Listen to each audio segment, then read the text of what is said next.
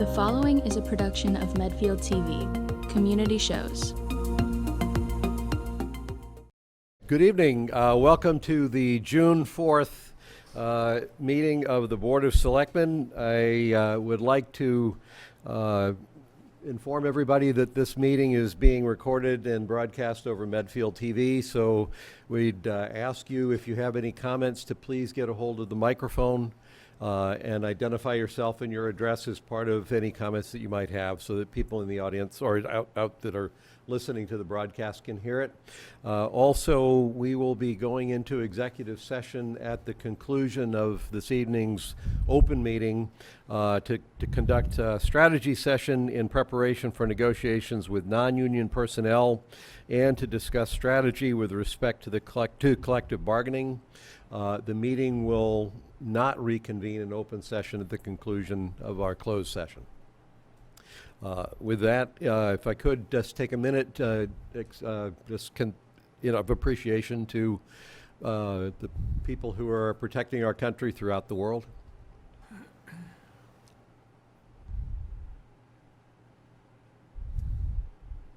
Thank you.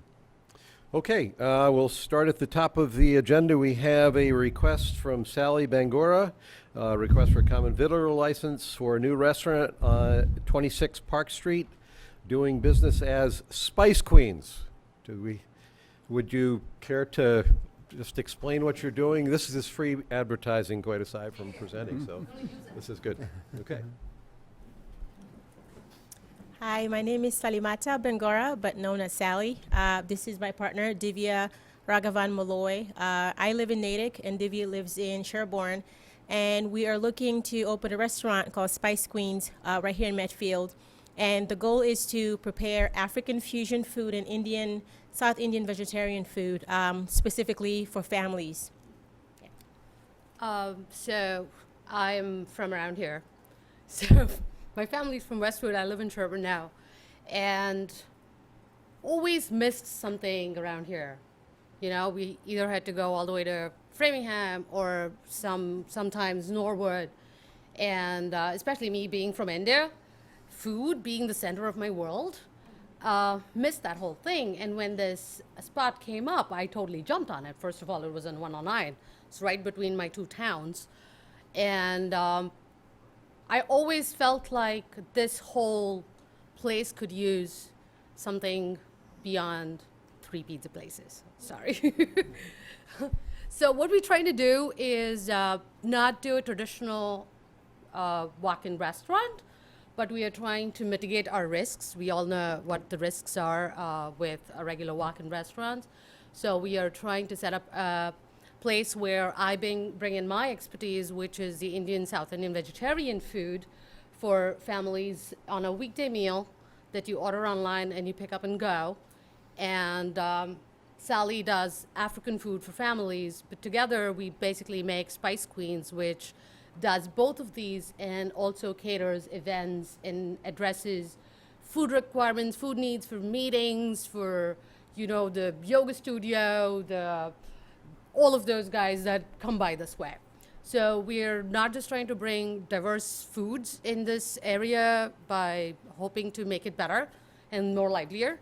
We also want to use Friday and Saturday, where we're not going to be doing a weekday meal pickup, to set up events where we would do things like street food day, and multi-ethnic, different chefs coming in and doing pop-ups in our restaurant now that we have the space.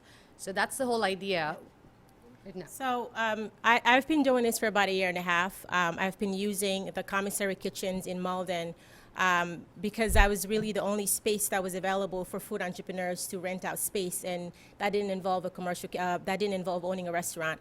And that was just too far, and I really wanted to stay local and stay in my local community. So I started renting kitchen space in Natick at Renee's Kitchen. But unfortunately, Renee's very busy. She's doing very well for their business, and she only had one day available for me. And the Common Street Spiritual Center Church renovated their kitchen so that we could use it as food entrepreneurs. But the town gave them a very hard time in getting their permits processed. And so that really affected my business. And ultimately, I just started looking for other ways to move my business forward. And this opportunity presented itself here in Medfield because I know Medfield because I have a number of my customers live here. And my goal for Spice Queens is to use our food as a way to bond people, to really bridge the divide. I'm from Mali originally in West Africa, but I grew up in Flint, Michigan. And, this country is my home. And so when I say African fusion food, that's very important to me because my food is traditionally African, but at the same time, I still love my quinoa salads. I still love my salads and my burgers. But at the same time, I want the food to be flavored in a way that is both authentic and true to my culture as well. So that's really what Divya and I are trying to do, create a space that brings multiculturalism, that brings diversity and authenticity, and really bringing people over food. And I think that there's no better medium to do that than through food. And so we hope that if you have any other questions, please let us know. Just to add, just to tell everybody our backgrounds, I used to be a techie until I started this. Worked in technology for a very long time, have run a few startups in my career, worked for people like ESPN, Yahoo, and a few startups, Reliance including. Then did my MBA from Babson. Sally's also Babson MBA. 2 weeks ago, I graduated. 2 weeks ago. I graduated 3 years ago. So I graduated 3 years ago. Both of us have families here. My husband went to Westwood High. We both have kids, and we want to keep it as the center of whatever we do. So we are trying to build something that is family-oriented. We even want to put up a space where we always worry about, taking our kids to restaurants. We want to make that kid-friendly. So have a space where people can actually feel like they could come and bring their kids over. Yes. And not have to worry about like the kid is screaming or making noise. I mean, that's what they're supposed to Yeah. do. So we want to build a space where families can come together and also be able to provide them with healthy options that is not easily available in our neighborhoods over here, and something that they can just, easily obtain, and also make sure that their kids are eating something beyond mac and cheese. So my only question will be both eat in and carry out. Yes. So our business model is based on both pickup and delivery and catering, as well as on Friday and Saturday, we want to open this space and have it be more like cultural events and around street food. Because my business, both our business models were really based on, I was cooking out of a kitchen before, so I had to bring the food to my customers, and I built up a nice customer base, and I want to continue to do that. Really, when we started looking for a space, we're looking for a kitchen, a commercial kitchen, and it just happens to come with a really nice space here in Medfield. So we didn't really go into this wanting to open a restaurant. We really wanted to just cook food and bring it to people and have people pick it up. But now that the space is available and it's so well located, we're trying to find creative ways to stay true to our business model while at the same time making use of the space. And what will the hours be? So I think that the hours will definitely be anywhere from 11 a.m. I think to 9 p.m. But that's for pickup and delivery. And then Friday and Saturdays are the days that we'll have people come in and sit down. We don't want to rely too much on the sit-down service. We want to really bring the people, our food out to people instead of having them come to us. Sounds great. Good luck. Thank you. You're all invited to come when we open. We'll let you know. Hopefully soon. Any other questions? So you don't have a date for opening at this point, it sounds like, from what you just said. Right now, we literally signed a lease 2 weeks ago. And Got to notarize today. Yeah, got it notarized today. So we're in the process, talking to all the departments here, trying to get their sign-offs. We're working with the health department, right? Yeah. So we're working with all the entire permitting process to go through, and hopefully that will go through. We are aiming to open around 4th of July. I know everyone's gone that weekend, maybe right after. Yeah. That would be ideal. Yeah, first week of July is what we're shooting for. Great. It also gives us time to put together marketing plans because it is going to be, there's going to be a technology background because, of course, I'm from tech. So it's going to be online ordering, so we want to get all of those sorted out too. So we don't want to be, left in the lurch when we open. So it's just coincidental, but I need to tell you that when I went to buy my bread at Whole Foods today over in Newton for lunch, that I bought 2 Indian prepared dinners. There you go. There you go. So I think this sounds very exciting. To have 2 MBAs, you guys might be the most educated restaurateurs in town now. And certainly the plan is very different than anything else, and the menu sounds like it's very different. So it sounds like a very exciting thing. Thank you.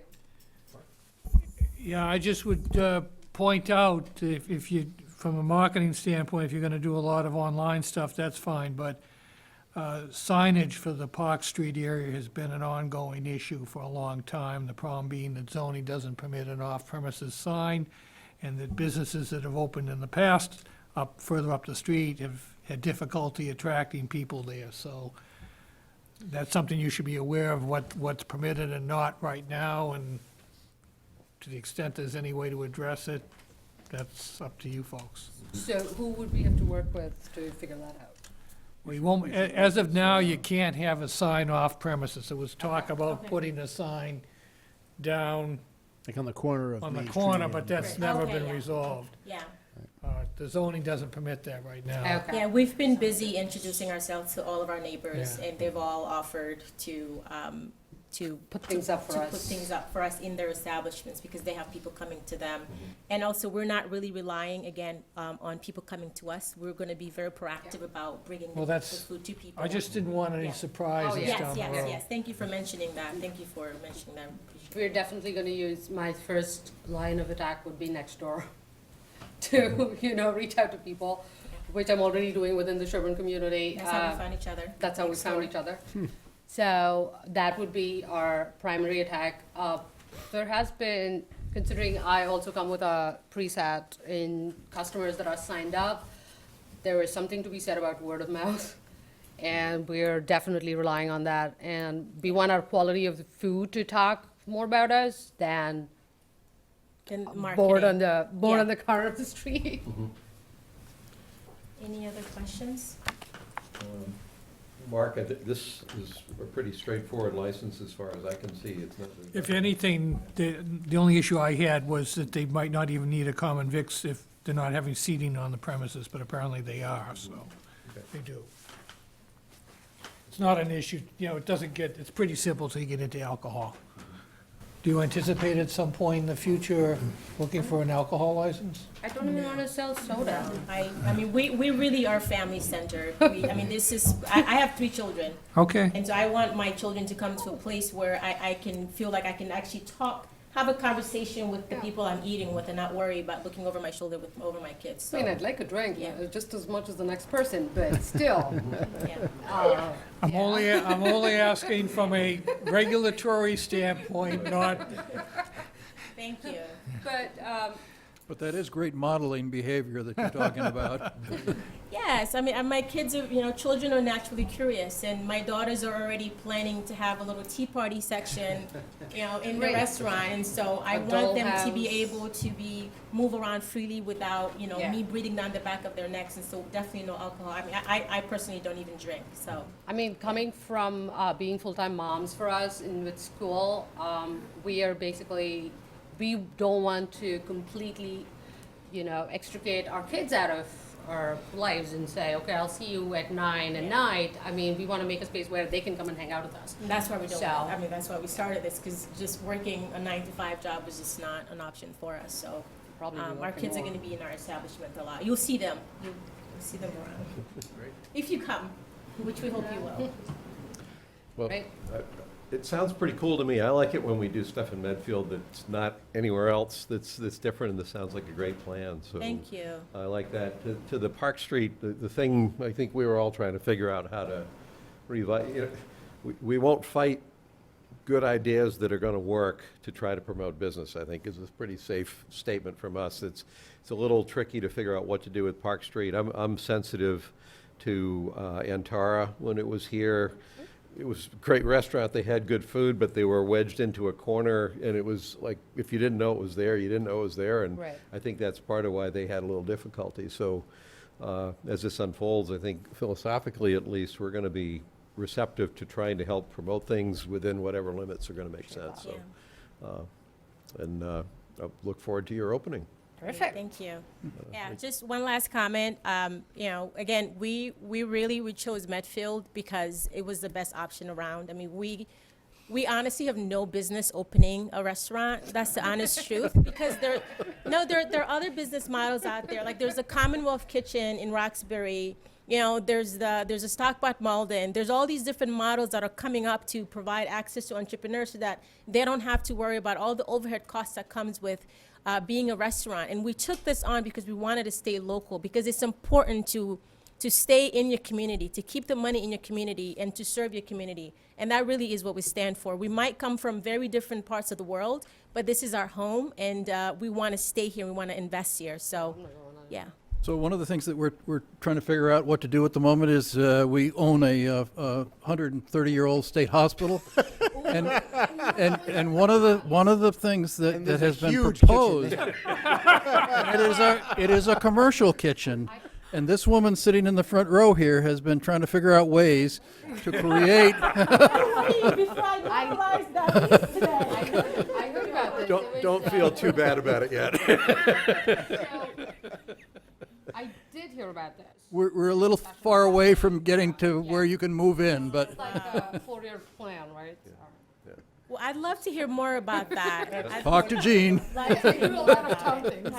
We need to serve 2,000 people at one time. This is the place. So like weddings, Indian weddings. It's all part of the model that Gene Perhaps has. an Talk to international her. food court. I'll be in touch with Jean for We're sure. totally We'll be in open to touch. that. Thank you so much. We had to do that. We totally do that. Yes. All right. All right. So- Have a- So I would move that we grant a common victualer's license to these people for Spice Queens. I second. All those in favor? Aye. I have one question. Sorry. Uh-oh. I have too many questions. I always have questions. The way we are doing it, the model that we explained to you, Spice Queen sits on top, and then there's Setji's and Dugo that does African food and Indian food, right? So would that be totally okay? Sounds like Mark's Often question not, mark. if, it depends. It looks like it's, Spice Queens is just you doing business as, Yeah, yeah. and if it's just you doing business as various names, then the common vics would issue to you in your individual Okay. names. Okay, Okay, great. all right. So come to Spice Queens for well-seasoned food. Healthy, not spicy, but well-seasoned. Starting in July. Very much. Thank you, everybody. It's really nice to meet you all. And I gotta get home to my children. All right. Let's see, next item, Sarah Raposa and Jean Minio discussing the cultural programs at the State Hospital site. They're pretty fun, huh? I like those concepts. So, probably about 4 weeks ago, Jean came to see you for the concept about the suite of cultural activities up at the State Hospital that we've been working on together and with MAPC. So the end result, the big project at the end of the technical assistance that we've been working on with MAPC is going to be this Porch Fest idea. This still needs to be worked out, the specifics, but we've developed a suite of programs, activities, and placemaking activities that they're small and temporary, meant to just create interest in activity at the site. So when Jean was here, you authorized the Dad's Brass Band activity for June 15th, which is great. So the publicity is underway. But there's a number, or you had a couple of questions. So follow up about liability, that we did follow up with Christine, that no license is required, and the town's insurance covers the proposed town sponsors activities, and also to follow up with the development committee. And they had no issues with these activities as proposed. And so there's two asks. One, to authorize the suite of activities that Jean will actually talk about. And two is we would like to request that the town contribute $2,500 from the local meals tax fund to put towards these activities. Thanks, Sarah. So the activities that you have in front of you are the same ones that we discussed a couple of weeks ago. You'd asked for some additional information, so we've included the proposed locations and some of the budget information. There are two large-scale public art installations suggested. One was the mosaic and one is a project on the fence. It's likely we would only do one, not both. And so the budget reflects only one of those in the numbers. I don't know if you had more questions about those, but the programs are the same that we talked about last time. Questions? I don't think I had any questions, no. Okay. So I had two. Yep. But, and one isn't exactly a question. I assume the only, of everything that was on the schedule, the only one I reacted to was the July, August porches, stairs, railings, locations. And it's the same issue I had in the last meeting. The only concern I have about us doing something up at the state hospital with the buildings is to not do something up at the state hospital with the buildings that encourages people to encroach upon the buildings in ways that we don't want them to. So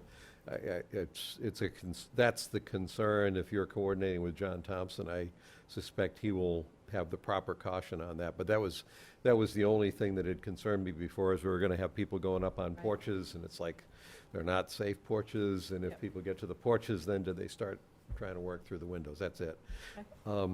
The other question I have in terms of this first request is, we've approved the upcoming event in June, and we kind of formally approved that.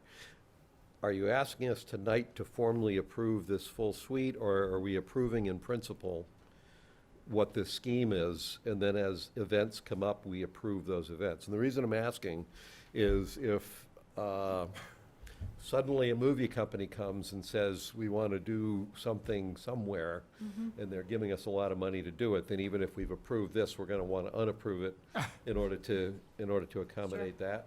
Sure. So I'm not Well, sure, I'm not we sure. would give them a chance to match the movie company. Well, yeah, we don't do that. They have a right of first refusal on that. What I'm getting at is I want to be sure I know what an approval means right now for something that we're going to do next spring.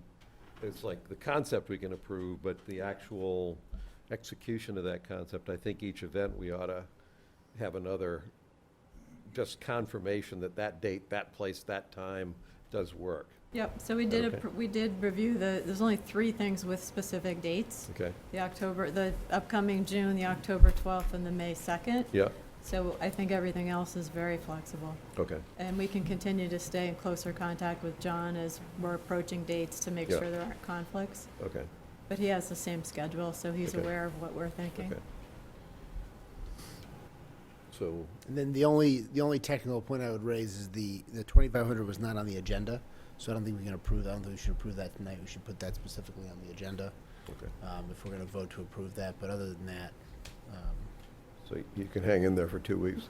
Yeah, I think that's a fine use of the money as well. Yeah, yeah. So it's just a hygiene point that we shouldn't be voting to approve sure, payments of money that are not reflected on the No agenda. yeah. Okay. So Gene, does that work? I'm just, if I had to think about committing something for next May or something like that, it's like I would have dug into this in a different way. Everything was fine, Okay. but, So are we to come back to this body for anything that has a specific date, or can we work that out with That's a John good and question. Buildings What and do you Grounds?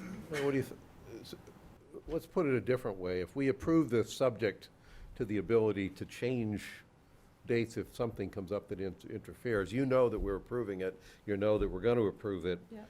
but the actual, when it comes time to get ready for it, that there's the flexibility, if it has to be changed, that it can be changed. Keep in touch. And I'd be happy to let that Yeah. subject to Christine's confirmation, so Okay. you don't have to do that. That's Okay. okay. Yeah, Yeah. I think that's right. Sure. Okay. I think if you're gonna write a check for something, you might just make sure with Christine that there's nothing bubbling up that might. It's more that there's, considerable amount of advanced planning that happens. If the Yeah. date needs to shift a little bit, Yeah.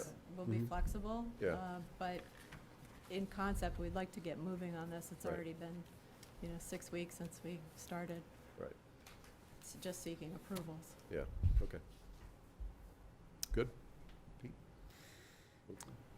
So I would move the licensing of the state hospital site for the uses that are proposed. I second. Just a minor point, licensing or just approval? We're not really licensing anything, are we? Need a license. Authorization, okay. Authorize, all right. Okay. So, Authorize the use as okay. noted. Authorizing I use. second that as well. All those in favor? Yes. Aye. Thank you. We'll see you in a couple weeks. And see you in a couple of weeks. Uh, And I don't think you have to come back in person for the 2,500. We'll just put it on the agenda. And we I'll can just put it on the approve it. agenda. Yeah. Next item on the agenda, Chief Carrico requesting selectmen to appoint a medical director. Yes. Chief Carrico is also, after he finishes discussing, the medical director is going to give you an update on our apparatus. Yeah, good evening. How you guys doing? Very good, Chief? thank you. I went recently to a Norfolk County Fire Chiefs meeting, and one of the philosophies that the chiefs had is getting away from Norwood Hospital as our medical control. One of the problems that we've had with the medical control is that the hospital has been increasing Dr. Michael Valkanis' responsibilities within the hospital, which allows for less time to interact with the departments. And the town of Mansfield actually came up with a rather unique idea. They're going to hire Dr. Valkanis through Mansfield Emergency Management as a medical control doctor. And then what that would mean for us is, and so instead of having our medical control agreement with Norwood Hospital, we could shift it over to Mansfield Emergency Management, and they're already set up as a vendor, just as Norwood Hospital is. And Dr. Valkanis would be providing medical control through Mansfield Emergency Management. And one of the benefits of having that is they're guaranteeing the department 4 Con Ed classes within house annually, the ability for Dr. Valkanis to arrive on scene. So if you remember back about 6 or 8 months ago, Sharon had that entrapment with that civilian was caught in a piece of machinery. Sharon had requested of Norwood Hospital to allow Dr. Valkanis to go on scene to provide medical oversight, and he was denied. The hospital thought that as the medical control doctor, it wasn't his responsibility to respond in that capacity. Now, there are medical control doctors out there that will respond to the scene and help the pre-hospital units with patient care. And that's one of the things that Mansfield Emergency Management is going to offer to us, is that they're going to provide him with a vehicle. He's going to be able to respond when available. Now, he's not going to be hired by us. It's going to be the same agreement, basically, that we had with Norwood Hospital, but there's a little less bulk to it. I just received a copy of that, which I forwarded off to Mr. Sorrell. So that came within the last hour. So he needs to vet through that contract. But as part of it, in order to break away from Norwood Hospital, we have to send them a letter that says we are looking to separate from this agreement. We're still going to be affiliated with them. We still get our medications through them. Nothing else will change other than the fact that we're getting our medical control from another source. Back on April 24th, the 11 communities that have medical control sat down with President Sal Perla, and we basically told him what our idea was. And he had said that he wasn't going to hold us to the 90-day cancellation, which is in the existing affiliation agreement. I know that Sharon, Norwood, several of the other communities have fired off. I was watching these emails come in today, so I'm trying to remember the people I saw. But they fired off their letters to Norwood Hospital, placing them on notice. But we haven't gotten anything back from him. But what I would like to do is have you guys sign a letter that says we're going to end our agreement with Norwood Hospital and then proceed with Mansfield Emergency Management with medical control through Dr. Valkanis. So is Dr. Valkanis leaving Norwood Hospital? Well, that was one of the things. My understanding is he's going to become a 30-hour employee, a part-time for Mansfield Emergency Management, and then he's going to engage in a private practice at one of these local healthcare facilities And he's going to continue working as a physician through them, and that's where he's going to get his benefits from. So he's going to basically be a part-time employee with Mansfield. So, So he's not gonna be a hospital. excuse me? He's not gonna be a hospital staff person. My understanding is he was leaving the hospital. Yeah.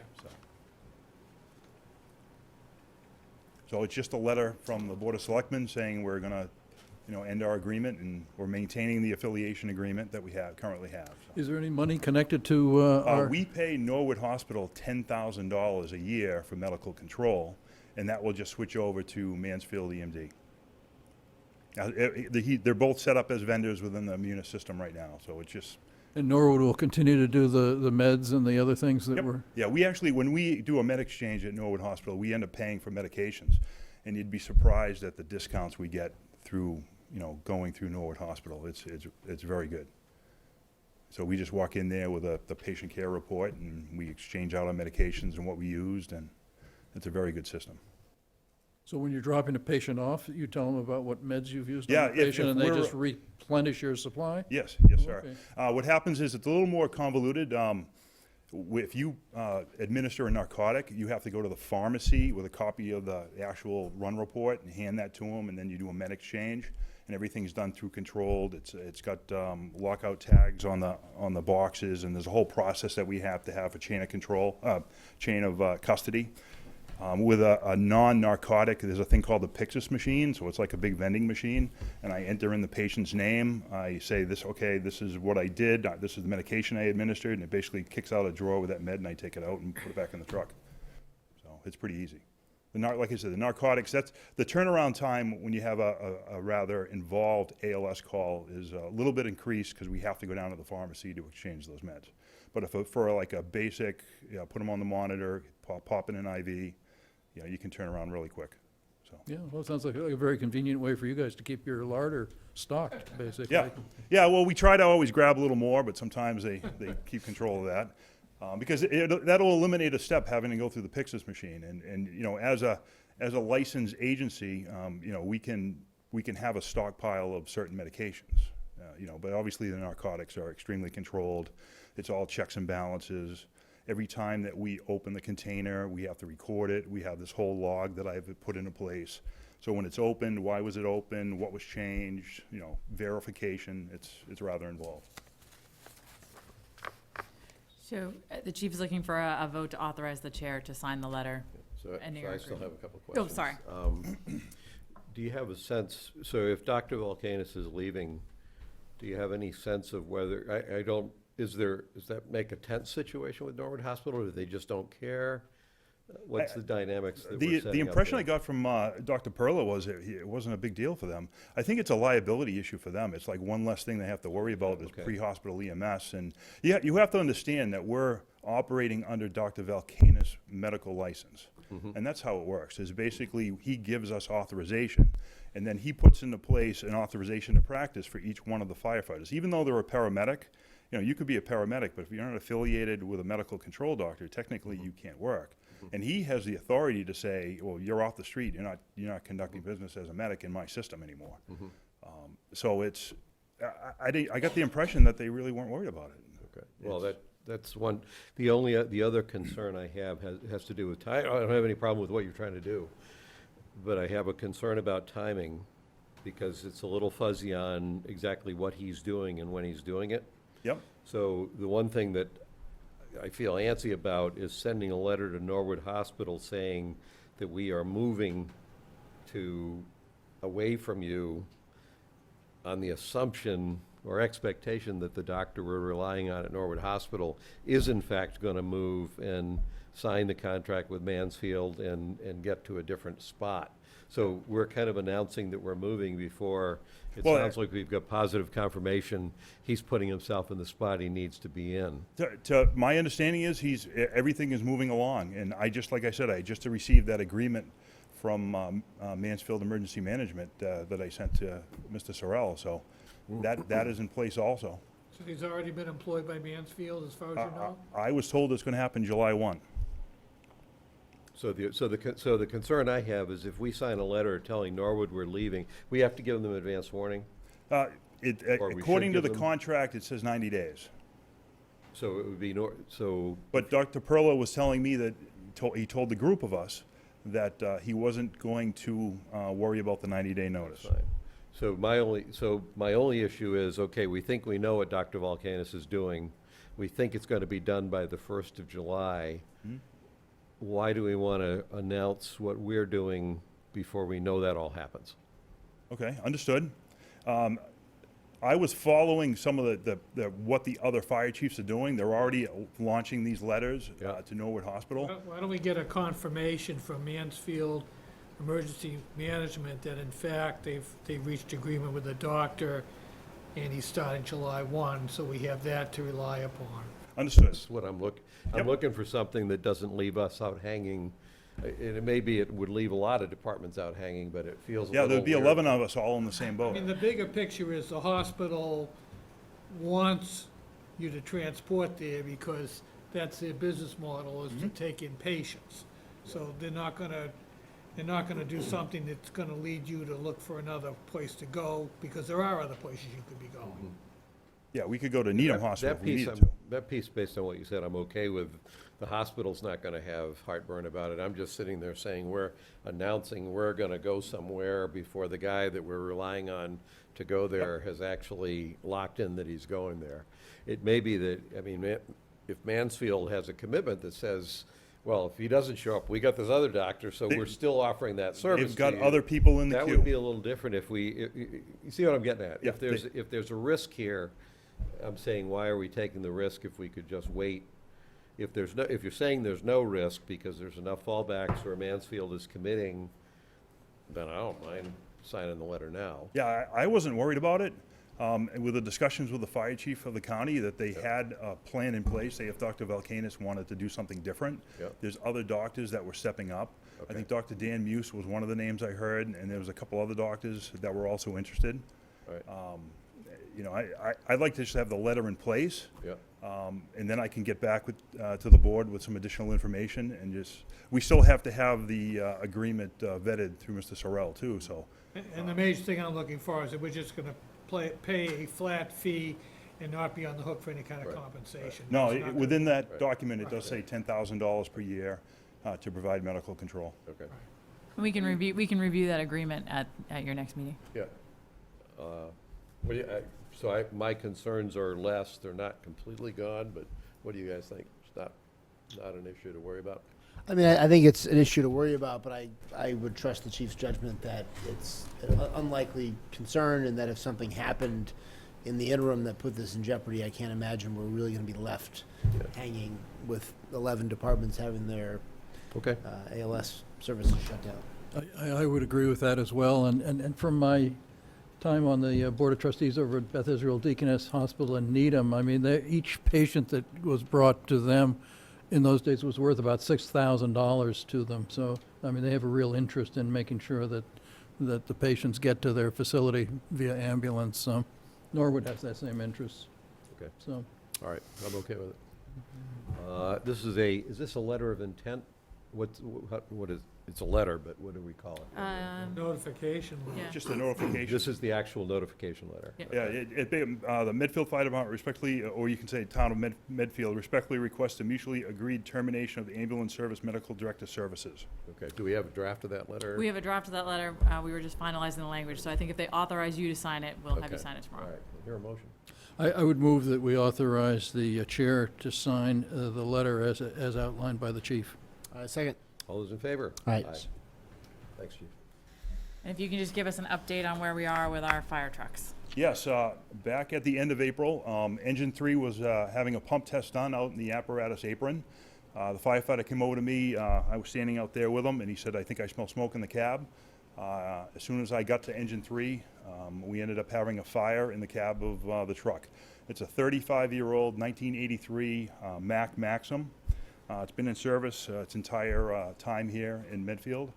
Back in the year of 2000, it was refurbished. They had a lot of work done to it. The way that the fire started, it was in the power cable that came off the battery. As soon as we discovered that the smoke was building up, we killed power to the truck, shut it off.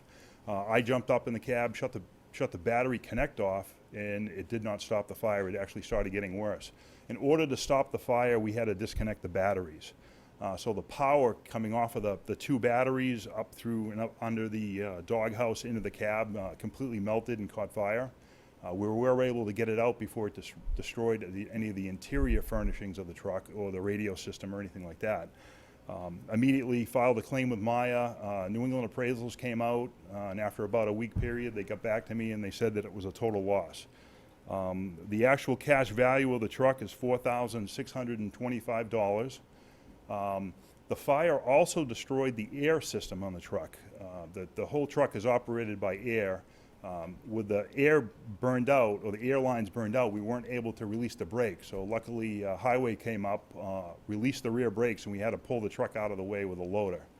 So right now, it's in the back corner of the fire station. We've stripped all the equipment off of it. And I have a loaner truck that I purchased for $1 from Specialty Vehicles. The truck has some major issues. It's 30 years old, so we gained 5 years. But the steering in the truck, as you're turning left or right, the power steering comes in and out. It's got a strong pump, but it's a 30-year-old truck and it's not a long-term option.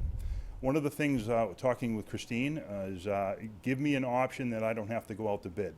So through the Fire Chiefs Collective Purchasing Program, they offer some fire apparatus that has already been vetted through the program, so you don't have to go out to bid. I purchased several ambulances down in Sandwich through this program. It's very seamless. You just get a contract to them, a couple of signatures, and away you go.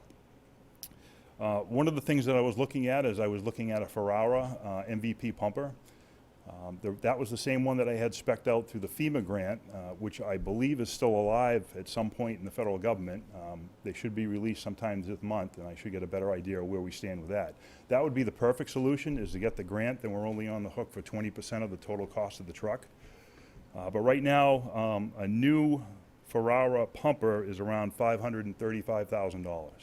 And one of the philosophies that we have is the engine 3, what it's used for is basically special hazards in emergency response with fires, car wrecks, entrapments, anything to do like that. So it has all our specialized equipment on it.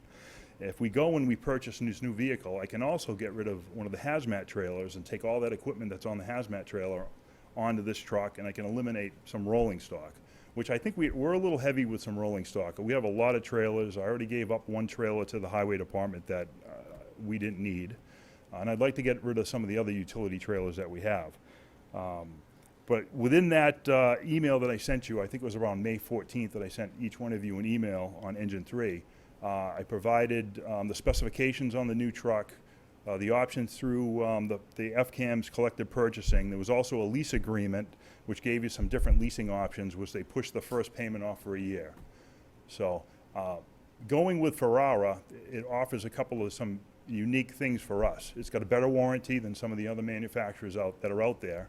And also their service department only deals with fire trucks. I tried to get the ladder truck worked on several times through Minuteman, which is Pierce, which is what our fleet is, and they won't call me back. So I've called 2 and 3 times to get some service done. So I said, I'm done with that. I go to Specialty Vehicles. I don't have to worry about a dump truck having priority over a fire truck because they just do fire apparatus. So I think it would be in our best interest to continue that relationship with Specialty Vehicles and go down the Ferrara road eventually. This truck was also on the capital purchasing plan to be replaced. I tried doing it last year. I moved it forward to this year. If everything gets scrapped again, I'll push it forward another year. So it definitely needs to be replaced. It's 35 years old. If you look at the NFPA standard for fire apparatus, it's all based on use. You know, the city of Boston will burn through trucks in 10 years. You know, Medfield, if you get 30 years out of a truck, you're doing great. You know, it's a couple of things with the truck also. It didn't have a very good pump capacity, didn't carry enough water.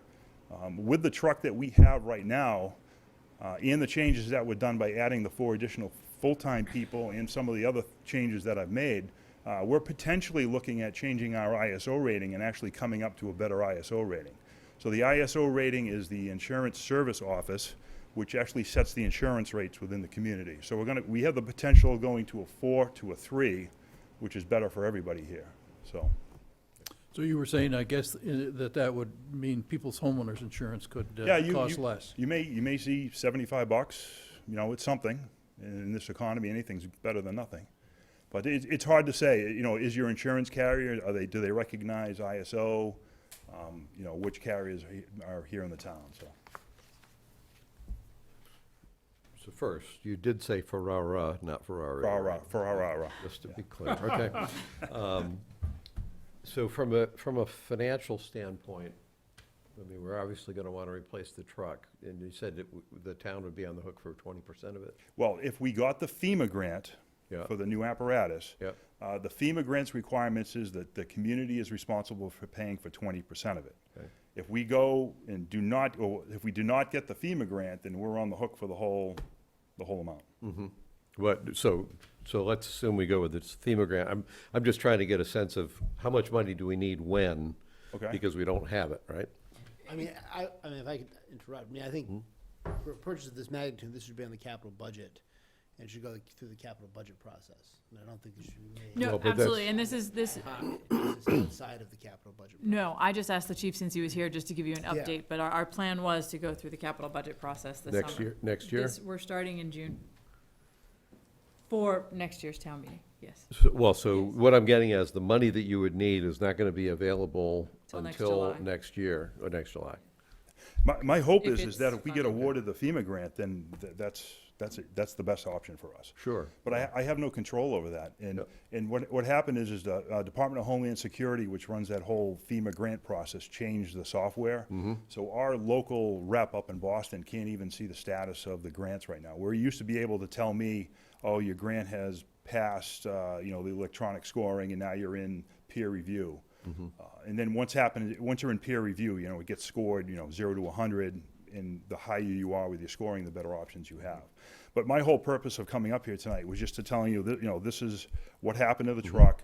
These are some options that are available to the town, in my recommendations. So everybody has a clear understanding what the vision is and the direction I would like to go. And so just to confirm, but the timing around this is, we're not gonna fix this problem until next fiscal year, after we go through next spring's town meeting. Oh, understood. Okay. And my hope is that existing truck that we have, it'll last that long. And it's hopefully. Should be good it's- for 5 years. Yeah, yeah. We were lucky. Specialty Vehicles actually did us a great favor, but before they sent it to us, they did all brake work on it. They replaced a whole bunch of valves. So they really took care of us. And that Why are they giving us such a deal on that for $1? well, number one, it gets a piece of used apparatus off of their lot. Okay. And then there's always that hope that we'll buy another one from them From because them. they're such, we purchased an ambulance from them back 2 years ago. Okay. In 2017, our A1 is a Lifeline, which is a Specialty Vehicles product. And Yeah. presumably we'll take it to them to service it if it needs to be serviced. Well, we are responsible, I'll take the vehicles to them to service it, but as we are operating it, we're on the hook for all the maintenance, obviously. I mean, to Pete's question as to why they would do it, they're gonna get some service work out of this too on a Yeah, vehicle oh yeah, that's just sitting there. it's soup to nuts, if they can get a chance to sell a piece of apparatus and they're taking care of us. I've sent the engine 2 over several times for some problems, and then I sent the ladder truck most recently over where we had some really significant problems where the throttle was cutting out at critical So, times. And are they the entity from which you would be looking to buy the new engine? Yes, sir. Okay, all right. Specialty Vehicles is the name of the company, and they have Ferrara fire apparatus, and they have Lifeline ambulances. So for someone like me who doesn't know about running a fire department, and can you just maybe explain how many fire apparatus we need and how this fits into the apparatus that we need and why we need to replace this one that has burned? And thank you for not having the fire inside the fire department, by yeah. the way. Well, right now we operate a ladder truck, we operate 3 engines, we have 2 ambulances, we have one that's an ALS ambulance, and we have one that's a BLS ambulance. My hope is through the last town meeting, I'll purchase another Light Pack 15, and then make the second ambulance an ALS ambulance also. So are you saying you'd have 3 ambulances then? No, 2. Two, I'd okay, have 2 all right. ALS ambulances. Oh, So right so now, you're saying light pack, I don't know what that is. that's the cardiac monitor. Okay. So We have, in terms of engines, we have 4, is that it? 3. 3, okay. We have 3 engines, and we have And that's one ladder including truck. the one on the loan, the dollar one? That's including the loaner. Okay, 4 if you count the one that's broken out back. right, all right, 3, so, and that's what we need, is it? Oh, absolutely. Yeah, all right. You have to remember that the insurance ratings for the town through ISO is based on dispatching criteria, communication, water carrying capacity, fire flows from the engines, staffing models. So all this stuff adds up, and having that third engine is huge for us. We carry an incredible amount of equipment in each one of these trucks. And, you know, once you get into a multiple response emergencies where you have like a large storm coming through, all of these trucks are on the road. You know, and each one has a different criteria. Like a mutual aid truck, we jump in engine one and we'll go mutual aid. We could go to a building fire in another community, or we could cover a station in another community. Like I said earlier, engine two has an extremely large water tank. So if we have a brush fire, that truck rolls because it has a large amount of water, so we can access up into the woods and we don't have to keep running back and forth with trucks to get water. And then engine three, like I said, is our extrication special hazard truck. And we have two brush trucks. We have a Ford F-350, I believe it is, brush truck, and then we have a little larger F-550. You know, which carries, you know, in the area of 400 gallons of water, so it has off-road capability. And we have a couple of SUVs, a UTV, we don't need any more fire apparatus, I can assure you of that. We're good with what we have. Yep, okay. But, you know, it's the biggest thing is the challenge of maintaining the equipment that you have. Engine 2 is a 92, and it's getting older, and as long as we maintain it, we should be fine. But once you hit the 35-year range with these trucks, we have to start thinking about a replacement model. And what is engine two? What is its task? What does it do for us? Engine 2 is that larger water carrying capacity. Okay. And you have to remember, if we have a building fire, the first engine's going to roll up in front of the house. It's going to pull lines off the truck. The second due engine can supply water supply, so it'll tie into the hydrant, or it can go and tie into a sprinkler system and start pumping a sprinkler system. So, you know, each one of the trucks has a different mission, and how we respond is kind of dependent on what we're coming into. You know, I had a fire in Sandwich where I had to put 1,700 feet of hose on the ground just to get a water supply. So we had relay pumping, and what happens is you tie into a hydrant, and then you can only push water so far through a hose. Then you have to have another engine there, which builds up the pressure and pushes it forward again. So. Mr. Chairman, if I may just add. So this is just a little unsolicited input. It's similar to Pete's comment, and this is for as it goes through the capital budget process. Given the changes that we know have occurred in the nature of firefighting and the nature of what our fire department does, my working assumption is that we don't necessarily need to replace something that we needed 35 years ago now, because we know the department does very different things today than it did 35 years ago. The volume of calls is different, the number of fire calls is different. So as you go into the capital budget process, I think the kinds of questions that Pete has, I'm going to have the same questions. And I want to know what other towns with similar call volumes have, how our apparatus setup compares to other towns, what other options there would be for delivering the kind of extrication equipment and whatnot. Does it have to go on a pumper truck? Could it go on something else? This is not to say that I disagree with you, or I'm not going to, but for a $550,000 piece of equipment, I think you have to make the case for it as if we didn't have it now, why we still need it. Because as the town's needs change, as our work changes, the capital equipment we need to do that work is going to change too. So we shouldn't automatically assume that we're just going to replace, because we have something now, we're just automatically going to replace it. That's probably the right answer, because you know this stuff and I don't. But from a financial management perspective, that's why we have the capital budget process we do, and you're going to have to make that case to the capital budget committee and then to us as to why this is a worthwhile investment. Understood. Okay. That's it. Let's see, did we vote on the letter? I think we need to vote. We did vote on the letter. Did we vote on the letter? I think you We voted did. on the letter. All right, All right. Haven't voted on the letter. let's vote on the letter. You need to vote on the letter. No. Oh, I thought we already voted. We voted the letter already. Yeah, actually, I marked down that it's approved, so I think we did vote on the letter, to be honest with you. Yeah, I marked it as voted. Well, if Bill said we did, we did. All right. We did? Evelyn? Evelyn agrees, Bill agrees. You're going to vote on the engine. Eventually. This town needs a Ferrari. Ferrari. Thanks, Chief. Thanks, Chief. Next is Chief Garrett, talking about authorizing me to sign a letter of support for a K-9 grant application. So I assure you, policing is not as complicated as fire trucks, so my presentation's going to be very short in comparison. I am hoping to announce the creation of a K-9 unit within the police department. I think that Medfield has a genuine need for this type of resource available to its officers and its community. Officer Bonides has done a phenomenal job of doing some preliminary research for me to substantiate this claim, including the fact that according to the national census data, Medfield has approximately 15.1% of an elderly population, which is greater than the national average. Also, according to the CDC, 1 out of 59 children is affected with autism. So our calls for service requiring missing persons or persons who are vulnerable in need of a search dog have increased greatly, and I think we're going to continue to see that increase as our population ages. That being said, we've done a tremendous amount of research into funding this program to try and make it to little to no cost to the town. That was one of the premises that I tried to make in my application period with you, is that we would find some creative ways to bring resources here, and I think this presents an excellent opportunity to do so. The application that I'm asking you to sign tonight is the Stanton Grant. It is provided to agencies for a first-time K-9 unit. It allows for the retrofitting of a vehicle as well as the startup costs to acquire the K-9, provide backfilling overtime pay when the officer is away at training, as well as setting up a kennel and other necessary equipment to get the startup going. I think we are also in some talks with a local veterinarian to be able to supply some food and maybe some services for the first year so that we can get steadily on our feet. I have identified an officer within the agency, Officer Bonides, who has shown just a tremendous amount of dedication to this and really taking the initiative to bring forth a really good program and find a grant that fit us as well.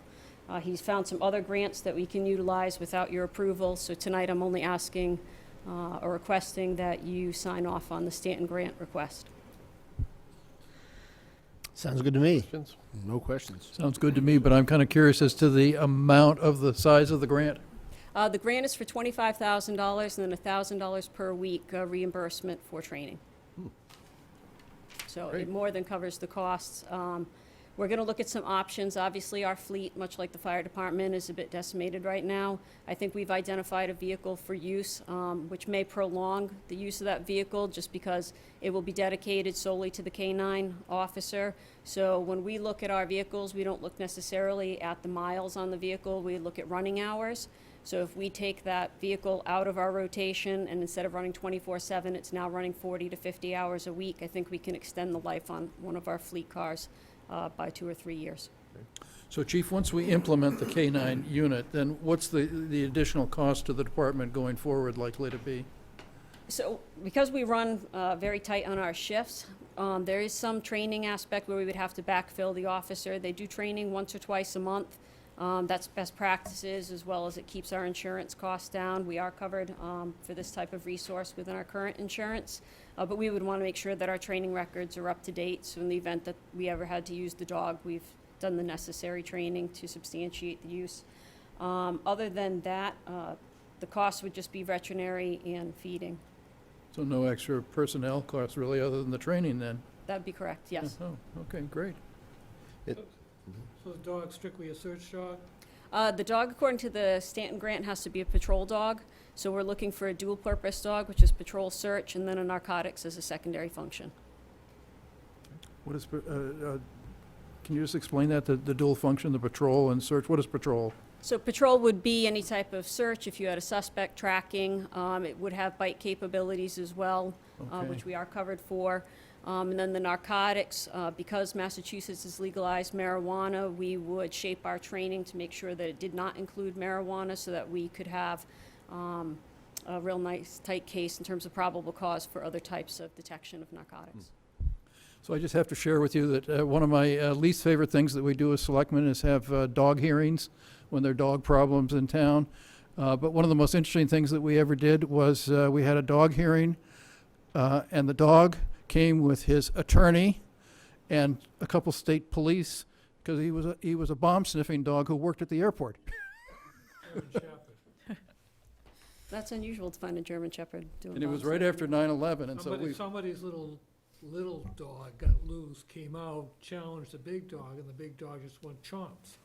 Well, we would take some necessary precautions. Obviously, we recognize that this is a family-oriented community. If we had any concerns about that, we can always muzzle the dog when he's out in public to ensure that we doesn't worked happen. out an agreement where the state police officer would walk the dog somewhere else other than his own neighborhood on the way to work. So, A creative solution It to a worked. problem. So no chewed-up little dogs by your big dog, okay? Well, what's the timing do you expect? We're looking at a 2 to 3 week turnaround on approval for the grant, if we can get that. And then it's really about locating a dog that suits our best needs. We want to make sure that we acquire the right dog for our community. So I know that Officer Bonides has started to track a couple of dogs that may be potentially good for our department. So that would be really the timeline. And then the training goes anywhere from 10 to 14 weeks, depending on which school we send the officer to do all of the training.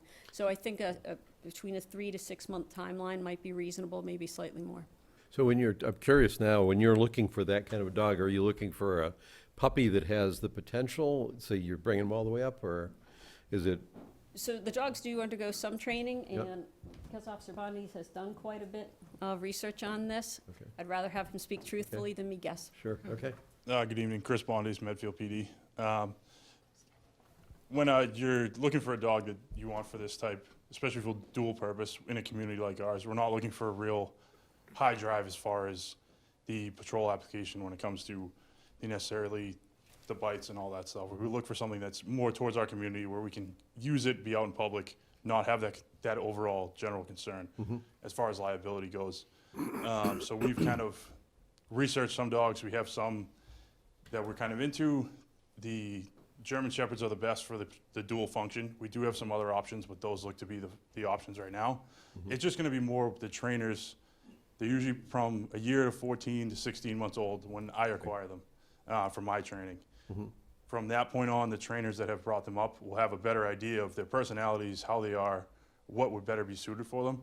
So I'm really relying on the resources that I've reached out to through Chief Garrett to kind of make that decision for us. So what I was really asking, I guess, like there's a seeing eye corporation down in New Jersey that trains seeing eye dogs.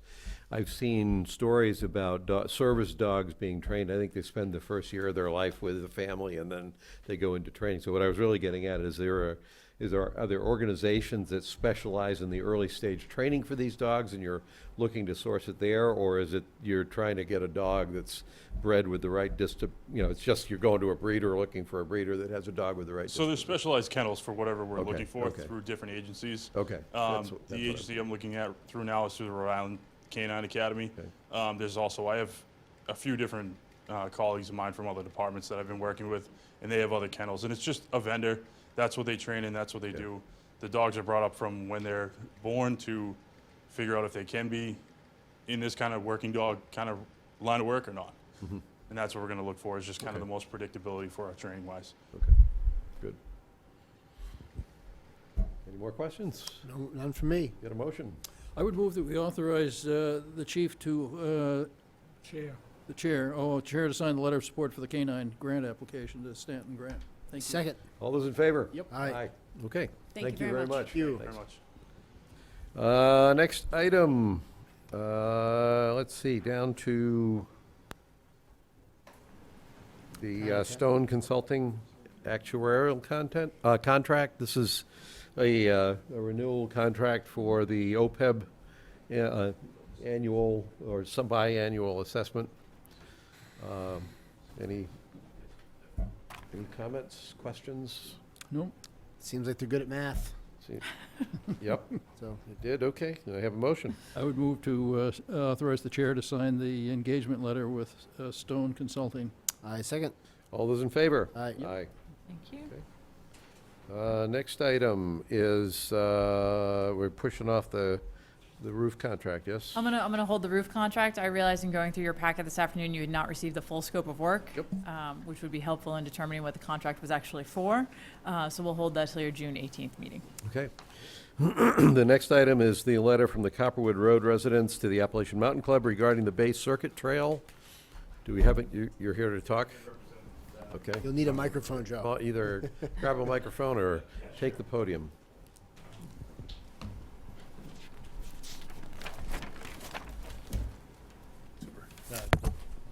Joe Sear, 3 Bishop Lane. Here to represent my neighbors at Copperwood Road. I guess what purpose of the letter was to kind of really inform the selectmen, because we kind of started the process with Kristen and the selectmen, because we thought that the selectmen had approved the Bay Circuit Trail.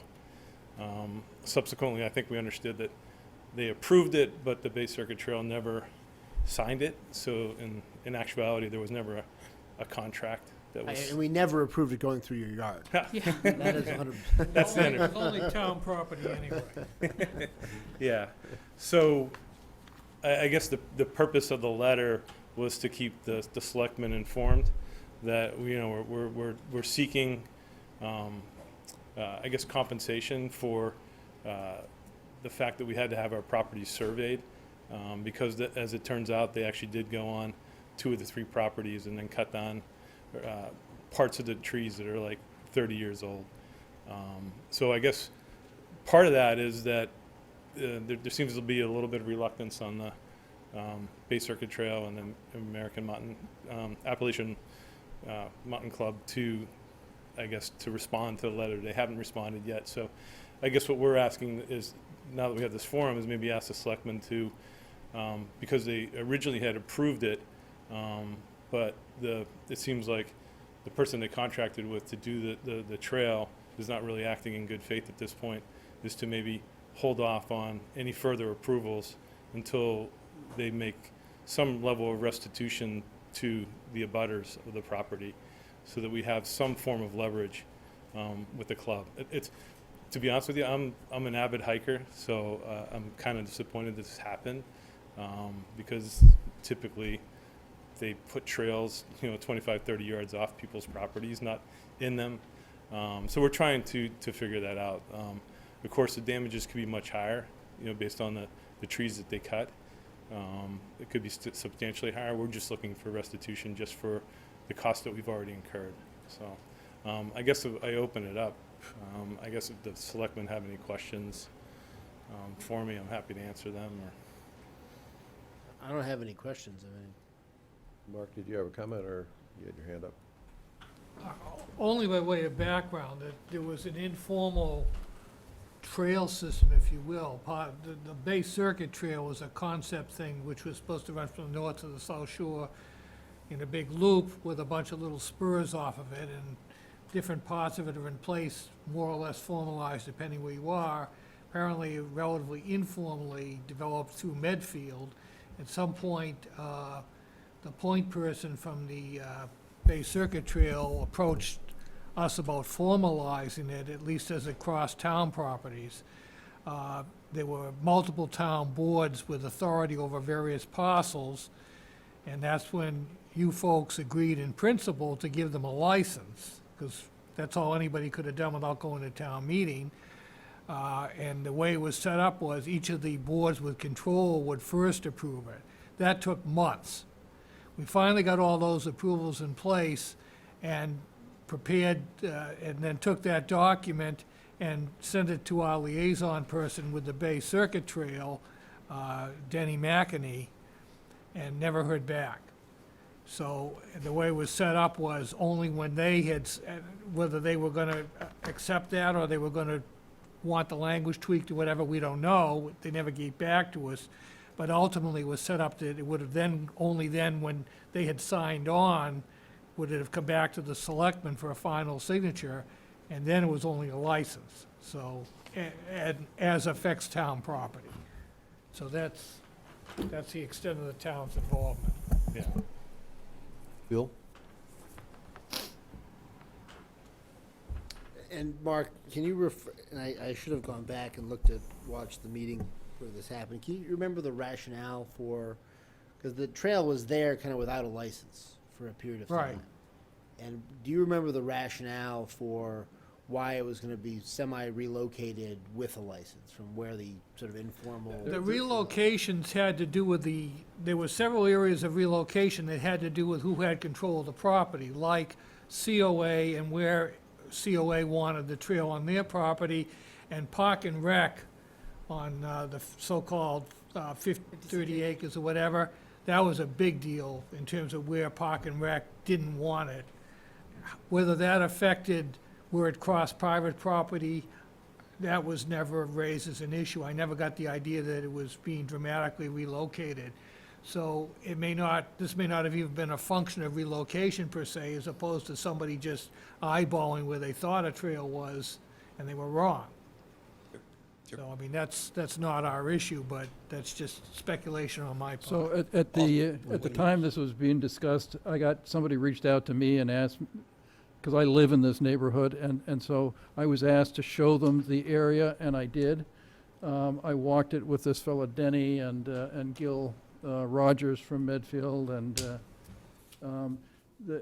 I was trying to encourage them to run it down on the other side of the Kingsbury Club, down along the railroad tracks. It ran along the dirt road that goes into Lot 3, the driveway into Lot 3. And they wanted to get it off of that driveway into the woods. And they also wanted it to go in the woods around the center. And so that, but, and the guy was walking around with a GPS, a handheld GPS, but apparently that wasn't sufficient to help him. At the hearing, I also brought up the fact that at this time, the Yankley property was still under the purview of the Master Planning Committee. Mm-hmm. And I looked at the maps, and when I had raised the question here about what happens at the time if the Hinckley property was sold, what happened to the trail, since it looked like it was going to be going across some of the Hinckley property. And if not the Hinckley property, then the property that was coming from the Council of Aging and everything else. And part of the informal discussion we had was that that there would be no problem with moving it later on. None of this, of course, bears on where they actually put it and what they actually did. But it was a very informal kind of discussion that we had, and I took the plan to the Master Planning Committee as well, and they looked at it, and as long as there was some assurances that if the property were sold, there would be no problem in moving it elsewhere on town land somewhere, that the committee, in fact, said that, fine. The other issue that I know that I raised, and my wife, I think, raised as well, which is that this is along a line that's a buffer between residential and industrially zoned land, and under our zoning, there's supposed to be a buffer zone on the industrial land, and the buffer zone is, I don't know whether it's 100 feet or 150 feet, and they have built the trail in this buffer zone, so that I'm not sure that, the question that Deb and I raised was whether or not it's proper to build something in the buffer zone, basically. Because the buffer zone is intended to be a protection from the residents from the industrial use. I mean, I was under the impression there wasn't much construction of anything. It was simply markings to indicate where the trail was. It wasn't any, going in and really doing any serious construction, so. Well, I mean, it seems to me we could send a letter of our own to the Appalachian Mountain Club and the Bay Circuit Alliance, just noting our concern with the fact that someone with some responsibility went on to private property and took down trees without authorization, and we think they ought to work it out with the neighbors to their satisfaction. And obviously, we should sort that out and make sure they're going to be good neighbors before we, give them the license. But obviously, they haven't signed it. We haven't approved it. So right now, there's nothing. Right. The other issue that's come up is that both Joe and the Bonfattis have had these hikers show up in their yards. Joe told me that they had them in their yard at night and didn't know what was going on, so they called the police because they had people going around with headlights in their backyard. So that it's not as well marked apparently as it should be if people are going into people's backyards. I mean, but in fairness, though, to the your letter is dated May 23rd, so it's not even 2 weeks. It's early. Yeah, I guess I'm really just asking for the selectmen's support. A letter would be helpful, in any, holding up any kind of resolution granting them more, pathways through the Medfield until this is resolved to show that they're good citizens, I think would be very helpful to us as neighbors in the town. So, So I have a couple of questions. What you just Sure. asked for tonight is a little softer than what I read in the draft letter, so okay. originally. Well, I guess the letter I drafted was to the Appalachian Mountain Club, but yeah. But, Yeah, yeah. this is a copy, Okay, but we yep. got a copy of it. So there's a couple things I'd like to get clear on. We never approved anything. No. So in terms of any town action, because the way I would look at it, I think, is signing a license would have constituted approval of letting them go ahead with relocating the trail. We had a discussion, we agreed with the concept that, yes, we'd work with you to relocate your trail on town land. And then that led to a license that was never I want to make sure my understanding is right. Yeah, because there are various town boards that have care, custody, and control of this property that you had no authority. Only Right. by default, it was maybe 1 or 2 parcels that were actually under your authority. So you had to wait for everybody else to get on board anyway. Right. And then, once that happened, then you need to know whether this was acceptable to the the trail, the base circuit, or not. And only then, once everything was finalized, everybody else has signed up, was it to come back to you. Right, And right. again, it was simply a license. It was, Right. it's okay to go across town property. Right. So my point on that is the letter as it's written right now talks about the selectmen having approved things, having tentatively approved things. And my point is, we never approved anything. We probably would have if that license had ever come. So that's, I personally would like, on behalf of the town, I would like that to be clear in any letter if we're associated with putting something in it, because we did not approve anything. This is, in terms of literally what's happened here, is the Bay Circuit Trail either sent their members or sent somebody they hired to go onto private property and put a path. And I would like to keep that crisply clear, and on behalf of the town, to make sure that there's not this fuzziness about that. If we, but I want to confirm that that's in fact what happened. So my first point is, there's nothing, as the original letter said, withdraw, rescind your approval. It's like, there's no approval to rescind because we never granted the approval. Okay. We had a conversation. We could say that we reached an informal agreement in principle, but we never approved anything. They did this completely unauthorized. Okay. So that's the one thing that I'm reacting to. My own inclination is not, the two things that are in the letter, and this is editorial, that it's up to you. Okay, yep. I'm not sure why, I don't think the clause about calling out triple damages for malicious damage, I don't think that helps unless you really think it was a malicious act. Because it's kind of throwing a threat in there that I'm guessing isn't really a threat. Statute actually just says unauthorized cutting, any unauthorized cutting. So if it's unauthorized, and get the words right, because if it's malicious, that puts a different standard. And my whole concern here is, if we're going to stick our town foot into this affair, I would like it to be as accurate and neutral and so far cordial as, I Okay. still think somewhere the Appalachian Mountain Club wants trails and probably wants good neighborly relations with the people that allow trails. So the things that inflame it, I react against, unless it's just you all figuring out how you want to represent your own personal interests. But if we're going to be involved in it, I would personally like a little softening of the tone. Well, I mean, I don't think we'd be endorsing their letter. I am telling you that what I'm getting at is, right now, strictly, subject to Mark, you straightening me out here, the town has not approved a doggone thing. True.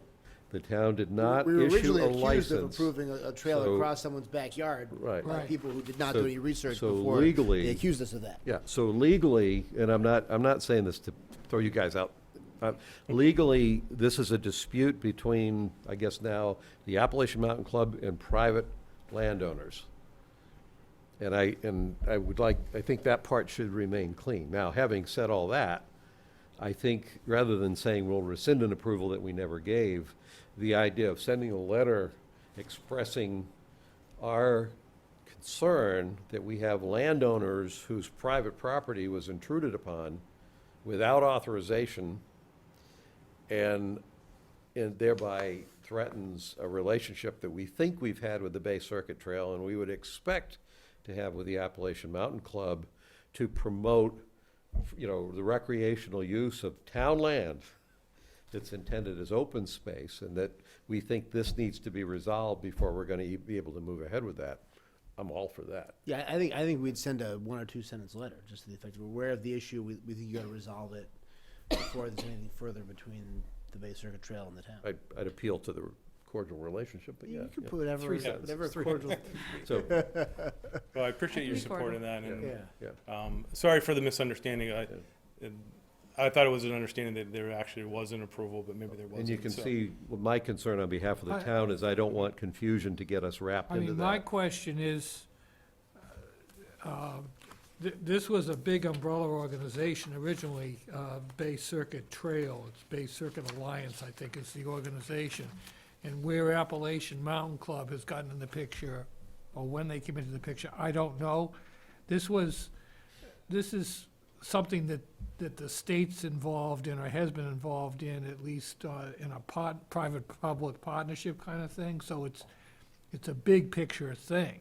This is just a microcosm of it. But I don't know what's happened to the initiative and what happened to the Bay Circuit Alliance. Again, we, No idea.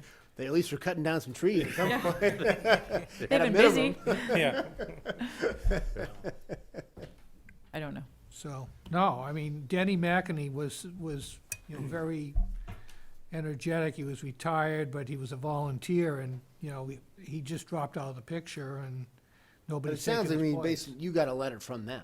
Correct, yeah. So they've, from my understanding, and it's hard to decipher all the layers of the different organizations, but it's, the Bay Circuit Trail is managed by the trustees, and the trustees is managed by the Appalachian Mountain Club. So ultimately, as I worked my way up and talked to different people, I got to the person that responded, saying, yes, indeed, people, representatives of Appalachian Mountain Club through the Bay Circuit Trail did trespass and cut down So trees on the property, so. I would offer this suggestion.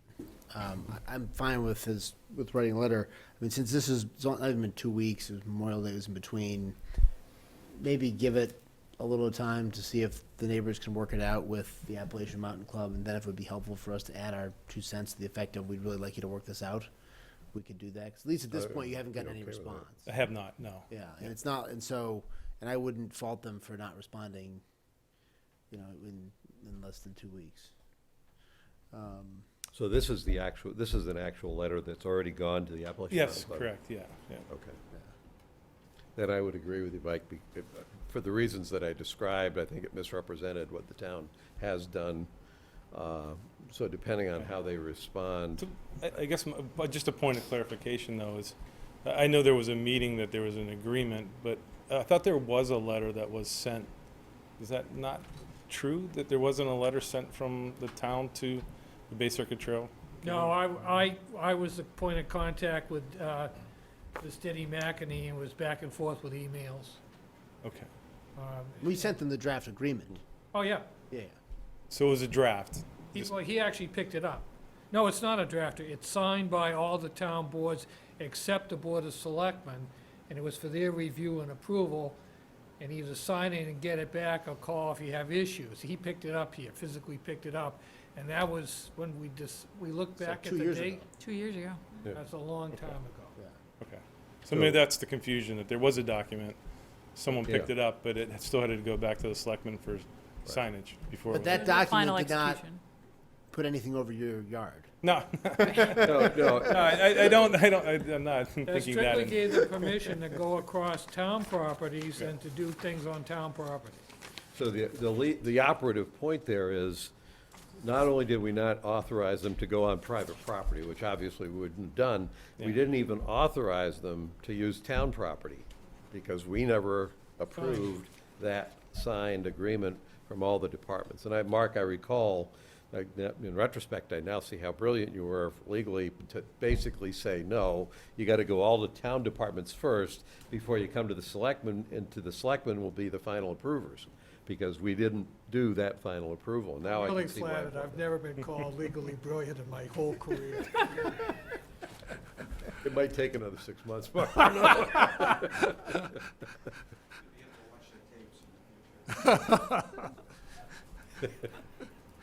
So, well, I appreciate the time. And just the keep chance us to- posted, because we can put this Yeah. back on our agenda for the 18th. If you haven't gotten a response by the 18th, or Okay. if you've gotten a response that suggests Yes, they're not gonna definitely be we'll keep, accommodating, then Yeah, just, you can email me and then we can put you on the agenda. Super. thank you. Thank very you. much. Thanks, Okay. guys. Yep. Thanks, Joe. All right, next item is the Charles River Watershed Association requests Medfield to consider joining the Charles River Climate I'm gonna just Compact. give him a copy of this. What's his name? Joe Sear.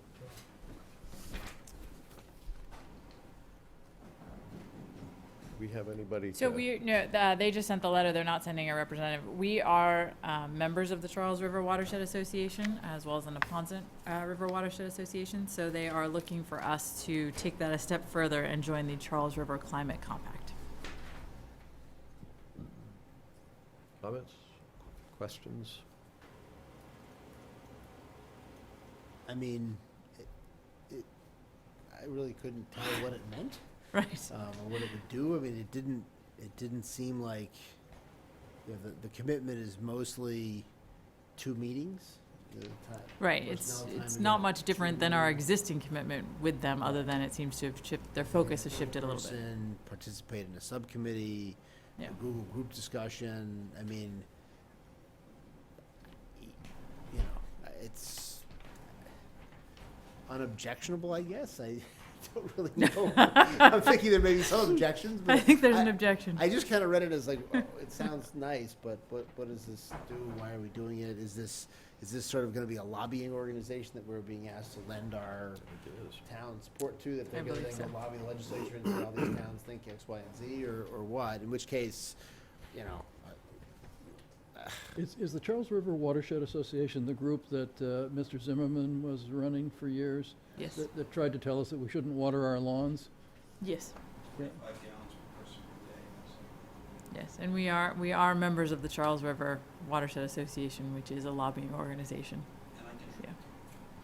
Years ago, Mike Sullivan and I and Ann Thompson went to a meeting with the DEP and the Charles River Watershed Association, and Mr. Zimmerman was there, and he was quite angry about the fact that we were using too much water, and their whole gist of their argument was that the Charles River has pond fish instead of river fish, and that if we would use less water watering our lawns, that the Charles River would then get to having river fish.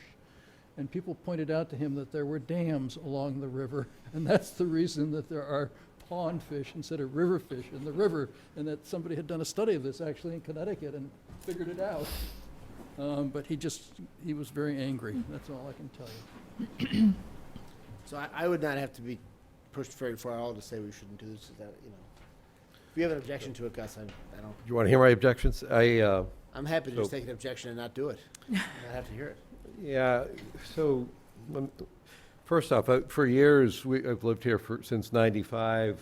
We, as a family, have been members of the Charles River Watershed Association and the Neponset Watershed Association throughout all that time.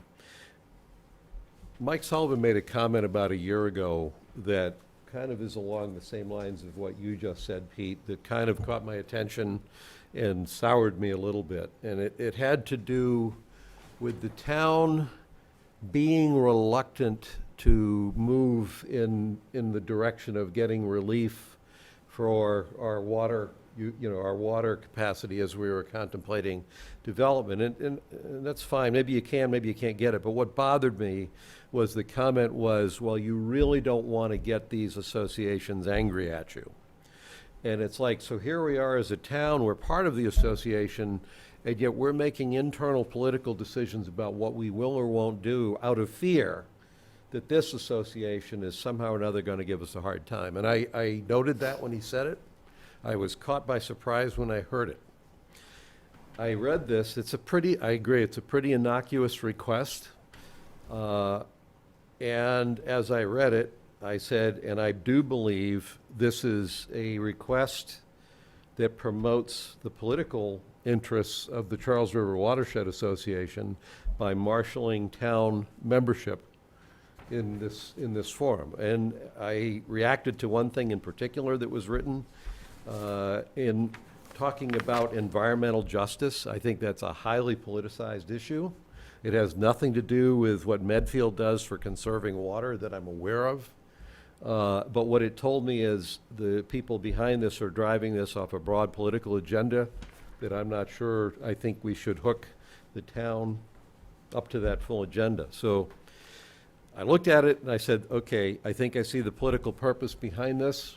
I don't think we should be used as a pawn in that political, and I say that without trying to condemn this watershed association for all the good stuff they're doing, and without suggesting that as a town, we don't want to continue working with the watershed.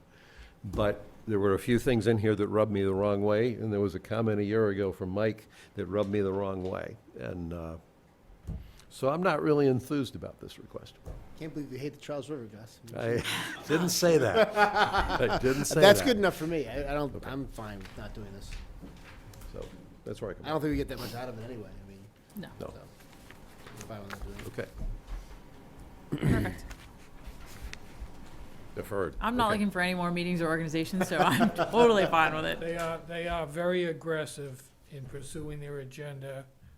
We are involved in Franklin with litigation with them and EPA over stormwater management, where they in conservation law have taken the position that not only should municipalities be subjected to MS4 as EPA has most recently promulgated it, but in fact EPA isn't doing enough, and they want to see them do even more. So, Well, I applaud anybody that wants to advocate for something, but I don't think that we necessarily want to hook the town's wagon to those horses for that purpose. And it has not been so hooked. Thank you.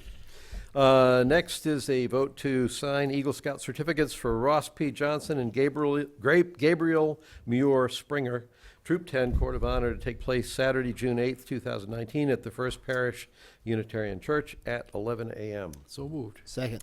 All those in favor? Aye. Okay, and they're right here. Don't go anywhere after the meeting. And then, next item, discussion of the process for review of town administrator and development of town administrative goals for FY 2000. So I added this one. 2020, sorry. Yeah, I added this one just because we're running out of meetings in FY 2019. And I know we hadn't quite run to ground what the process was going to be for the review for this year. Gus, you'd been working on that. And I wanted to just make sure we talk about what our schedule is going to be for developing the goals, how we're going to do it, so we don't have to, I don't want it to linger Yep. for the whole summer. We should figure it out and get it in place, so. Do we need to do we're going to do the review of performance first, I assume, and then the goals? Yeah. Okay. Yeah. And I assume the goals would probably be some logical extension, expansion, modification of the goals that Christine's had for the first 6 months. Yeah. Yeah. I'm assuming she's achieved them all by We're the getting time there. the review is there. We're getting there. We'll come up with the next, yes, exactly. Just from a process standpoint, for Okay. example, how do we want to do it? What do we, what have you? So that's what I wanted to raise. Okay. And I know Christine had proposed the review scheme that you were going to change. Right, and I gave her, you've got my comments on you had the actual review form, and I believe I gave you my comments back on Changes that, on right? that? Okay. So if you can't find them, I think I probably gave them to you electronically, or I probably have them. I know we- I I may know have we- given you the hard copy, but if you can't find it, I think I have. I think that was something I did I on know the we computer. sat down and discussed it. Right. But so I did let some me look and fairly see if I have an on the electronic. the score sheet you had. I did some fairly. I think I did some reorganization to that, Okay. and if you can't find it, I'm pretty sure I can. Yeah. I mean, I think from my perspective, ideally, we would do this at our meeting on the 18th, if that's possible. I don't know. Well, and there's a process to do for evaluations. and that you would each do an evaluation, but then the chair would compile all 3 evaluations into one instrument, and that is the instrument that is available for public review. Right. The only issue was the actual format of how that evaluation is done. That's the thing that I had given to you. So if you two can finalize the form, Mhm. then we might be able to fill those out in advance of the meeting, get them to Gus in advance of the meeting the Sure. 18th, and then, does that work for you, Pete? The one suggestion I'd have from a process standpoint is the first step in that process is that Christine evaluates herself Mhm. and lets us have that. That's fine for me. I'm killing it. Oh, you want something more formal, sorry. Okay.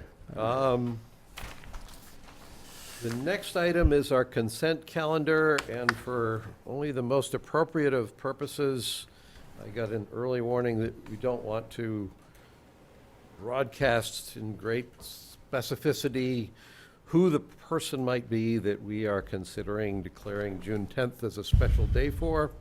So if there is no objection from the public for the semi-obscure way that I described this, I'll entertain a motion to approve the consent calendar. So moved. Second. All those in favor? Aye. Aye, so that passes. And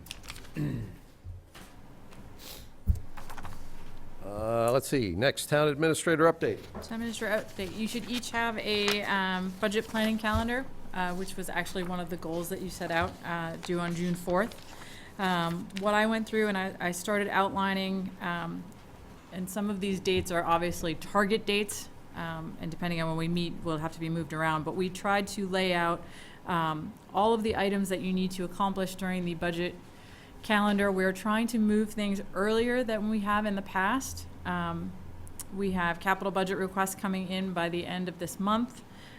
We did ask everybody to review their capital budget that was submitted for this last town meeting, knowing that we are developing our 5-year plan and we're asking for their full 5-year capital. So I have department heads working on that now. I also started inserting some of your annual items that the Board of Selectmen do, including your appointments, when you need to approve your common vic licenses, when you need to evaluate the town administrator, that kind of thing. So if you want to take it and start adding or subtracting anything that you think should also be in there, we can finalize it on the 18th. Great. You said you had the appointments, you're talking about committee appointments? Committee appointments, yep. And why am I not seeing them? Because it's in July. Next year, it will be in June. We're running a little behind. Obviously, having there it one is. person Yeah, there down it in our office, we are a little behind where we should be. We've just started to get the forms back from committees as to their charter and what they'd like to be reappointed or not. It's, I'm fine. You put on here the town administrator evaluation in July. I'm fine with that, too. Okay. Doesn't have to be next meeting. That's fine with me. Well, I figured it would take, we hadn't, when I put this together, we hadn't decided on the instrument yet, and then making sure we have a set process. So if you want to at least start getting it together. Yeah, if we could finalize the form for On the the next 18th. meeting, then we know what we're working with. We can talk a little more about the process. Yeah, okay. Anything else? As I think I mentioned, I'm not available the 23rd. Yes, so I wanted to see, we had actually talked about moving that meeting out 1 week from the 23rd and moving it to the 30th, if that works for everybody. Then I think you're all back on the 30th. Yeah, this is the July. July. Yeah. We can talk about it tomorrow. Well, short answer is, right now, technically, I don't have that date, but actually, Okay. I don't think my client is going to actually pull off what they thought they were going to pull off, so I think I do have that date. Okay. Well, why don't we, Don't do as we anything get closer, we extraordinary. can Yeah. go over that. I have a couple other things, if we can move that, we can decide on that on the 18th. I just have a couple other updates. I wanted to let you know that 100% of the streetlights have been converted to LED. And a big thank you to Amy Colleran, our new facilities director, who took that project on and made it a priority and made that happen. So you should notice a little difference when you're driving around town now. That explains, I keep thinking there's a full moon when I go to bed at night. There's this bright light coming through the window, and I'm thinking, it's another night with a full moon. Then I realized Why 2 do nights you have ago a it was the street street light. Why do you have a street light? I don't know. Man. They put it in once I get to be chairman of the board. Yeah, and you got It'll your probably own come down fire in there. hydrant, too. I don't know. And I know there's 2 items that you'll cover in your selectmen's reports. I just wanted to say it was an incredible honor to be a part of Sergeant McCarthy's memorial service, dedicating his stone on Saturday, and as well the following day to be involved in the all-night graduation party was just two, very different events, but the reason why Medfield is Medfield. So thank you. Oh, actually, Sarah just texted me one last reminder. The Chapel Hill Landing lottery is tomorrow evening, and Sarah will be pulling the names and the applicants tomorrow night. Chapel Hill Lottery. How many applicants do we get? Tomorrow evening. She doesn't have the final number. They are still looking on qualifying people right to the very end. But do we think we have more applicants than the 13? Yes, Oh, wow. Okay, so we should be able to fill them all. we should be able to. That's good. Okay. I don't think we've got any progress on the Board of Selectmen action list for today. No, we should probably make that a goal of Yeah. mine. To make progress on it? To make progress Big on progress on it. Yeah, that one's a little tough. Right.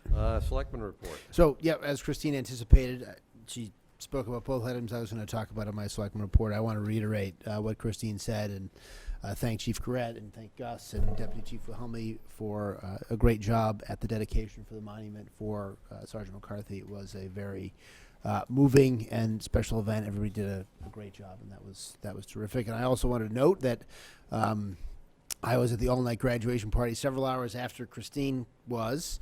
I gotta see how you can pull rank in this town to get a spot before 2 a.m. But it was great. I mean, it was a great time, and it's amazing to see the amount of work that people do every year to give the graduating seniors kind of a great send-off and to have a good time and a safe time. And it was great to see several police officers there and firefighters and so many different people, and talked to a couple of people who've done this for 15 years. Their kids are long gone out of the system. They do it every year, and it wouldn't happen without those volunteers. So congratulations to all the folks who put that together. It was really incredible. The decorations were just out of this world. If you haven't gone to the preview that they do the day before for non-seniors, I would encourage you to do it next year, because it was really just mind-boggling that they plan these decorations and set them up on Friday and head them down in time to start school on Monday morning. So congratulations to everybody who runs that, and especially note to our warrant committee member, Sharon Tatro, who was in charge of many of the decorations this year. She gets an A+ for that. So that's my report. Okay. Thanks, Mike. Pete? The Townwide Master Planning Committee got 4 responses to our request for people to submit submissions, and someone took mine from the box at the Public Safety Building, so I assumed that Sarah had left it for me here at the townhouse, and so I came down here, and I only found 2 of them, one on Sarah's desk, which I assumed was hers, and one on the selectman's desk, which I thought might be mine, and so I took it, and it turned out it was Christine's. Mine. So I'll give it to you after I That's finish looking fine. through it. So Sarah has given me another copy. Oh, good. Keep mine. Thank you. But that's, the responses on that are due in June 10. Okay. And got a couple things. I echo the points about Sergeant McCarthy's memorial and unveiling. That was a very nice event. I attended the high school graduation, but I ran about 5 minutes late, so I got there in the middle of the national anthem and watched the graduation from the back, which is, it's good every once in a while to be back and watch everything that's going on in front of you. And sure enough, at the end of the graduation, I had a gentleman come up to me and ask me if I was Gus Murphy, and I said I was, and he indicated that his name is Basil, and he pointed out that he knew Pete very well from LaSalle Village. And a little known fact that I didn't know, or if I knew it, I had forgotten, is that the cafe at LaSalle Village is called Pete's Cafe, after our very own Pete. Basil used to run it. And when it was dedicated, I actually got a shirt. I have a shirt that says Pete's on it. And Basil had one too. He's the only other person that I know that has one. So he's just a I have man of a, mystery with all sorts of things that come out. They did this cartoon caricature thing. And they have it hanging on the wall there at LaSalle Village, and they gave me one, which I have hanging on the wall in my office. Very cool thing. Well, I was impressed. And the graduation, obviously, it was a great day for graduation. Speakers did a good job. Students they are always very well spoken. And it is another good class that's graduated from the high school and is going off to college and getting started with their lives, and I think they're going to do well. I had two questions. One, have we closed the loop with Ann Thompson about the Medfield TV monthly? Yes, I met with her on So- Saturday, and So we're squared away on that? we're just Okay. coming up with a date and time for me to sit with her. Okay. And then the other question was, do we by any chance, I happened to notice over the weekend, the Peak House roof is being replaced, so relative to our discussion from a couple weeks ago when we couldn't give them any money, I assume, maybe they're not replacing the back of the roof, I only saw the roadside, so they had half the money, but I'm assuming the rest of it They're can? actually replacing the roof, but I don't want to steal Rob Gregg's story. Okay. That was one of the reasons why he was coming in tonight, to inform you exactly what's happening. Okay, then we'll hold off on that as a question. That's all I had. We got some informational letter on the Noon Hill issue. I have a status conference tomorrow in the Superior Court. Okay. We need our executive session motion. And, yes, let's see, we need a motion to move into executive session? It's simplified for these reasons. You just state those reasons and take a roll call and indicate that you're not coming back into into open session, and then take a roll call. Okay, I would move that we go into executive session in preparation for negotiations with non-union personnel and to discuss strategy with respect to collective bargaining and not to reopen in open session. I second. Have to roll call it, Right. right? Okay. I think I still have to Roll call. second the Mr. motion. Marcucci? Aye. Mr. Murby? Aye. Me, yes. Can we go into your office for the executive session? We can? All right. Yes? Thanks for coming, everyone. Thank you.